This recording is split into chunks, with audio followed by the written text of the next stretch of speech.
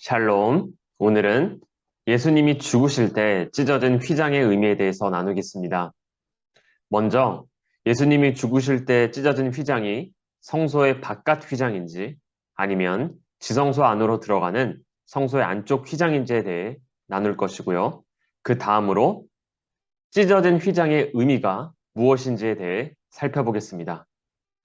우리는 당연히 예수님께서 지성소 안으로 들어가는 성소의 안쪽 휘장을 찢으셨다고 생각하지만은 학자들 사이에서는 굉장히 의견이 나눠지고 있습니다.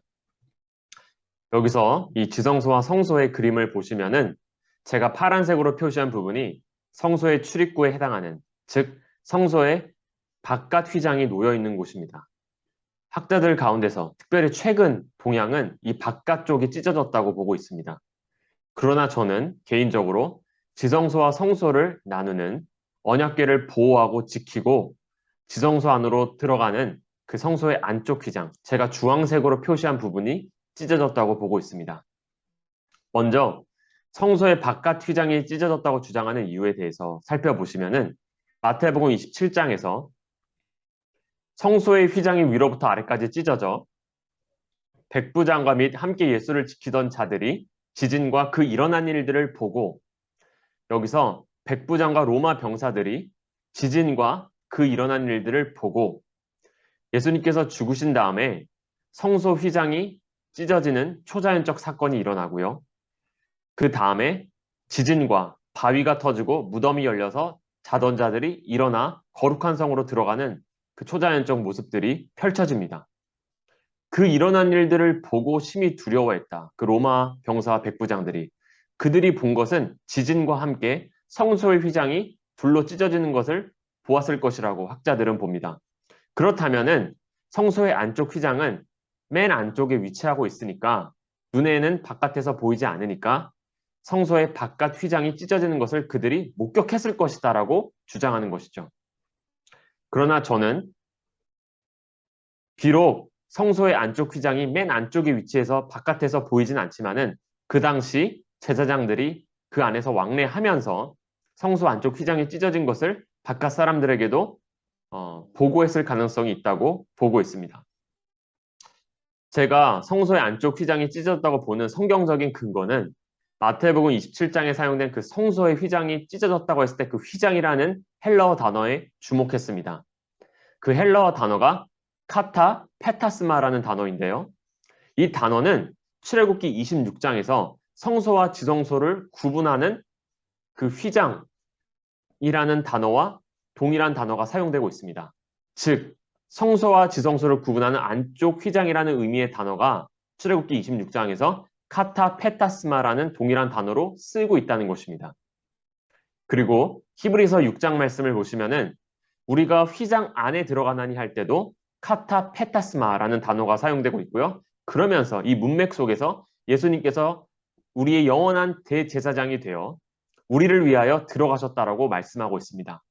이 히브리서 6장의 문맥 속에서도 예수님이 우리를 위하여 들어가셨다고 하는 그 휘장은 안쪽 휘장을 뜻하는 카타 페타스마라는 단어가 사용되고 있는 것입니다. 그리고 여기서 예수님께서 대제사장의 비유가 되신다는 점도 주목했는데요.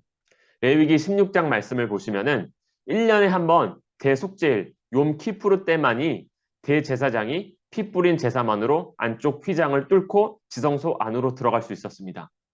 그런데 히브리서 6장에서 예수님이 우리의 대제사장이 되어서 우리를 위해 들어가셨다는 곳은 성소 출입구가 아니라 성소의 안쪽 휘장, 지성소 안으로 들어갔다는 의미라는 것이죠. 그리고 마태복음 26장에도 보시면은 예수님께서 제자들에게 잔을 마시라고 하시면서 이것은 죄 용서를 위해 흘리는 내 언약의 피다라고 했을 때도 레위기 16장 말씀과도 연결이 됩니다. 피 뿌린 제사만으로 안쪽 휘장을 뚫고 지성소 안으로 들어갈 수 있었는데 예수님께서 바로 그 산 제물이 되셔서 그 피 흘림을 통해서 언약의 피를 제정하심을 통해서 지성소 안으로 들어가셨다라는 것을 말씀해주고 있습니다. 그렇다면 이 찢어진 휘장의 의미는 무엇일까요? 에스겔서 37장에 보시면은 마른 뼈의 환상이 나옵니다. 하나님께서 선지자 에스겔에게 이 마른 뼈들을 향해서 대언하라고 하십니다. 생기야 사방으로부터 불어와 이 죽은 자들을 살아나게 하라. 그 메시지, 그 하나님의 말씀을 대언했을 때 마른 뼈가 서로 연결하여 이스라엘의 군대로 회복되어 일어나는 장면이 나타납니다. 그리고 그들이 이스라엘 땅으로 돌아가게 되고 내 백성들아 내가 너희 무덤을 열고 너희를 거기서 나오게 한다. 그들이 무덤에서 자유케 되는 무덤을 열고 나오는 그 소생의 역사, 부활의 역사가 나타난다는 것입니다.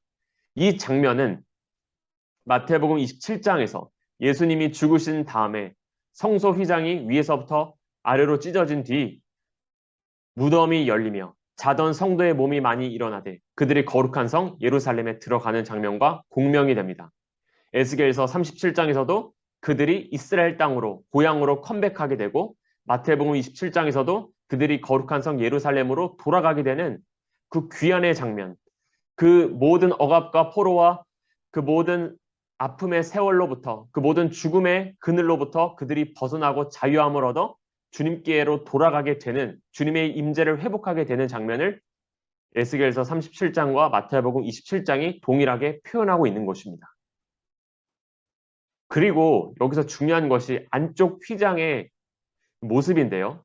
제가 사진을 따로 올리지는 못했지만 안쪽 휘장에는 여러 그룹들이 수놓아 새겨져 있습니다. 여러 천사들의 모습이 그려져 있습니다. 이것은 이 창세기 1장 6절 말씀에 나오는 궁창의 이미지와 연결이 되는데요. 이 궁창은 쉽게 표현하면 하늘, 창공을 뜻하고요. 영어로는 firmament라고 합니다. 이 궁창의 기능은 물과 물을 나누는 기능을 하고 안쪽 휘장 역시 성소와 지성소를 나누는 기능을 합니다. 서로 나눈다는 점에서 그 의미가 연결이 되고 더 중요한 것은 안쪽 휘장에 새겨진 그 천사들의 기능인 것입니다. 안쪽 휘장에 천사들이 수놓아 새겨진 이유는 그림으로 그들이 우리가 죄인인 우리가 주님의 영광으로 들어가는 것을 막는 기능, 지키는 기능을 하고 우리를 보호해주는 기능을 합니다. 우리가 함부로 거룩하지 않은 상태에서 주님의 영광을 구하며 그 안으로 들어가게 되면은 죽을 수도 있기 때문이죠.